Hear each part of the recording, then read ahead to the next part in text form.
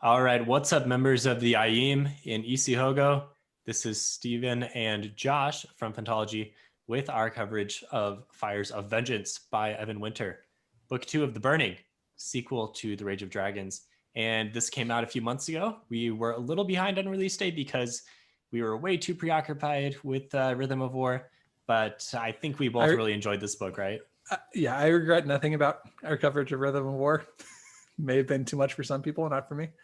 But yeah, I was super happy to get pick this book up. I've been waiting for it and excited about it since it came out. So yeah. Yeah, I think Rage of Dragons was that 2019 that it was just a big splash when it came out. Everyone was on top of it. And so this was pretty highly anticipated. I would say top 3 anticipated books of last year. I mean, depending on who you are, but I mean, there were a lot of releases last year, and so the fact that this is up there speaks a lot to what this series is. Yeah, I think in the kind of subset of fantasy that we've carved out, talking mostly about with kind of the grim darky first law type, fantasy. I think that this was very highly anticipated, and within the fantasy community that likes these kind of books. Yeah. So you say grim darky, and I've seen this description for the book on some review sites as well. I mostly disagree. Like I don't really classify this as grimdark as much. There is one scene for sure that kind of comes out of left field. You're like, okay, that was fairly dark. But other than that, I mean, this book has about as much grimdark as like a Wheel of Time, honestly. No way, man. No. Other than that one scene? No. This has like as much no. The characters are not that gray. The hallmark of grimdark for me is the fact that you have all these gray characters, and I don't really see that as much here. Tao is the protag is a totally gray character. We'll have to talk about this more in the non. Okay. We're in the full spoiler the full spoiler section, but I disagree. I don't think the grayness. I think it's supposed to be more than it is, at least in the way that I read into it. Okay, fair enough. Well, by grimdarky, I just meant not the. It's not like YA fantasy as much. I don't think I would classify this as YA fantasy. It's not really like urban fantasy. That's just kind of what I meant by it. But it's more grimdark than like Powder Mage or something. I don't know. We can come back to this later. I would disagree. I think it's about on par with Powder Mage. So. That kind of leads us into the first topic for our non-spoiler review, which is what is this book similar to? What would you recommend? Okay. Like, if you like other books, what other similar books should this be recommended to readers of? Did that make any sense? Yeah. If you've read other books, what other books? Given that you've read other books, what other books would they be if we're going to recommend this book to you? Holy cow. Okay, you know what I mean. Okay. So if somebody comes to me and says, "Hey, I'm a fan of Lord of the Rings," then that would not trigger me recommending this book necessarily, right? Okay. Because I would say, "Oh, there's probably other things closer to Lord of the Rings." If they're not super well read in fantasy, I'd say, "Okay, maybe go check out Wheel of Time or some Brandon Sanderson or something like that." Okay. I would say for sure, First Law. Like, if they've read First Law and really liked it, I would recommend this one. Okay. Yeah. If they've read I mean, the Poppy War, I think the Poppy War is super analogous here. They're both kind of speculative fiction, Poppy War more so, but they both have that darker feel to them. I mean, I just said I didn't think it was as dark as you thought, but I mean, I do admit that it's there to some extent. So I think Poppy War is a good recommendation. Yeah, for sure. Yeah, with how character focused it is, that's another thing that's really kind of similar to Poppy War. And is they're both and First Law has a much wider cast of characters that is focused on both. But the characters are what make the series. Yeah, in my opinion.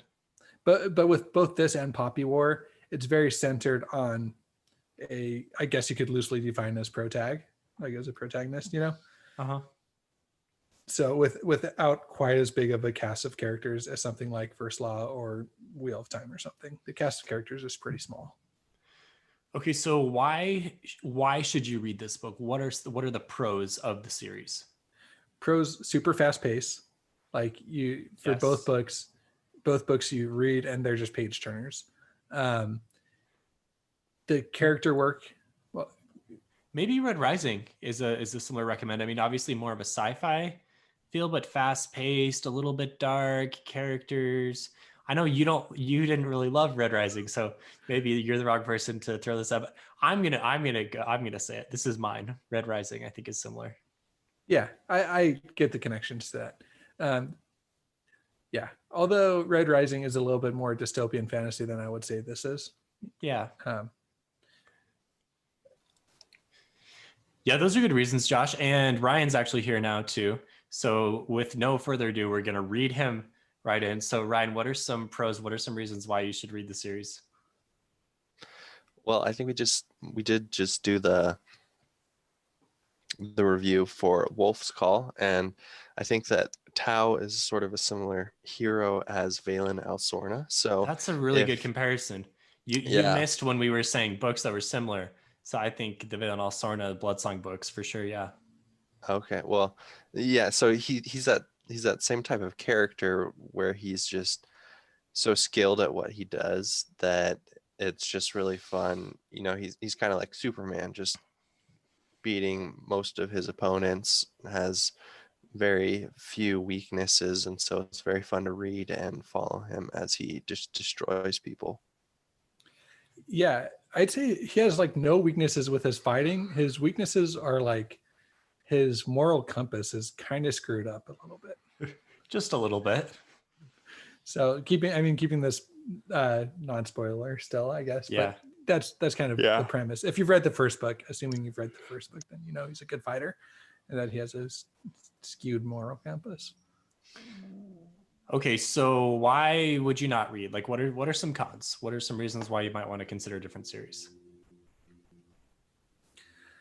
It's pretty brutal, you know, like if you're not a fan, I know Steven pushed back on me for saying it's grimdark, but it's not like a super happy read, you know, and it's not super whimsical. I feel like some series, kind of like the Wheel of Time, you can get lost in Yeah. the journey of things, whereas this isn't about the journey. It's about like just bashing on through the next plot point. Yeah, there's definitely a world out there, but we never have enough time to really explore the world. So the whole time you're kind of like interested in what the world is, but never really get to fully see it thus far. That's kind of how I feel. And the flip side of what I actually just said about Tao being super competent, some people might actually be frustrated by that if their heroes aren't super flawed. They don't seem too human, or they're harder to relate to. And so on the flip side of what I just said, that might actually be a con why people wouldn't want to read the book. So it depends on the type of story you're after. If you're after a very realistic, gritty, not superhuman esque type story, then you might not be that into this. Whereas if you just want a hero who's going to destroy people, then you'd like this. Which is interesting because the first thing that you just described when you said you may not be as much into this sounded pretty much just like First Law. And that was a series that we said fans of First Law may enjoy the series. So I guess this really kind of straddles the lines between a lot of different series, is what we're concluding. Yeah. And another thing along those same lines, why some people might like this series and also why they might dislike it is because of the cultural. This is very like African inspired. I think the author draws from a lot of his roots. And so if you're more familiar with terms on the African continent, then you might be able to get into this easier. Or if you're more interested about in learning about it, I thought it was a perk for myself. It certainly made the learning curve for the book a bit harder. A little bit. There's more terminology that's just not as similar to English speakers. Yeah. Yeah, definitely. But once you get into it, I think it makes it feel different than a lot of the stories you're used to. And I loved actually listening to this story with the narrator giving this book, giving the characters sort of an African accent, I guess. Is that the best politically correct way of saying that? African accent? Definitely lends the authentic feel to it with the narration. Yeah. Yeah, and so I enjoyed it for that aspect. Although I've heard some people who that was a negative for them. Okay, so out of all these things we've talked about, tell me what your favorite aspect of the book is. Setting, prose, characters, plot. What was it? For me, it was the characters. And I have more to say about this in the spoiler section, but I think Evan Winter does an amazing job with his characters. Yeah, and okay, now follow up. Who was your favorite character? Just no spoilers, just one answer. Who was it? I think the Queen. Sora? Yeah. Okay. So I think my top reason to read this book is because of the unique feel it has as a fantasy story. Like I mentioned, with the African inspiration that the author draws into, certainly makes the story much more unique. And I honestly love pronouncing some of the words just like on my own when nobody's around. I just think they're just fun words to say, and You're just like Ndlovu, yeah, Otobong. Yeah. Ndlovu, Isihogu. Uh, I, I'm blanking on a lot Yeah, of the others now. it's obvious that you've really practiced pronouncing these. Yeah, and so that's another fun thing. And second to that, I did like the characters a lot, and Tao is definitely my favorite character, being the main character. I think so. I have a fairly different opinion on the series. I think I still liked it, but some of the characters kind of drove me crazy. I thought Tao was maybe a little overpowered. There's reasons why he's so powerful, but I thought I just struggled with him. I struggled with him in the first book. I continue to struggle with him in the second book. I think one useful piece of information is this book is fairly similar flavor to the first book. If you really like the first book, you're really going to like this book as well. If you were like, okay, yeah, pretty good on the first book, like I was, I'd about the same opinion on this book. So it really does feel like a continuation of the same story, which is, probably a good thing since it's a series. And I'll say my favorite aspect was the pacing, just because of how fast paced it was and kept me wanting to read more and know what was happening. And the action sequences, I think, were some of the best stuff there. My favorite character in the last book was Hadith. He got sidelined a little bit more in this book. Not as much as some characters. Some characters got majorly sidelined. I still think he is my favorite character just because he seems like the only one who's intelligent. So I'm going with Hadith. Okay, and now to wrap up the non-spoiler, give us a rating out of 10 for The Fires of Vengeance.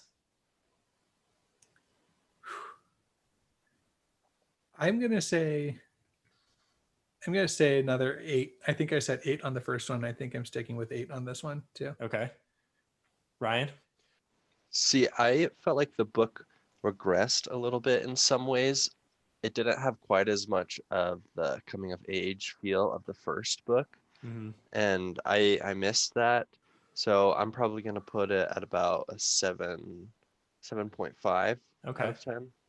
I mean, the whole book happened over the course of like a month, 2 months, not a long time. So it is much more condensed, whereas the first book was over the majority of Tao's young life. I can see that. I'm at a 7.5 for this one. I was a 7.5 for the first book. Pretty good rating for me, I would say. Let's see, other comparisons. I just gave the Dragon Republic an 8, so I like this a little bit less. I gave Ready Player 2 a 3.5, so little bit better than that. Wow. Yeah, that was not a good book, even though I'm highlighting it in the background of the YouTube video, just because I recently read it, not because I liked it. It has to go there. All right, so thanks for tuning into the non-spoiler. We're gonna cut here And then we'll see you on the flip side for our full spoiler talk through of the plot. And we will get into more of the details we kind of teased here. So see you guys then. See ya. Thank you for tuning in to another episode of Phantology. If you'd like to let us know your opinions on all things sci-fi and fantasy, join our Discord. Invites are in the episode descriptions below. If you'd like to support the show, like these fine folks here, you can do that at patreon.com/phantology_books. Patrons get early access to new episodes, exclusive postings, and exclusive Discord benefits. But of course, just listening and watching and sharing with your friends and family is support enough. Journey before destination all.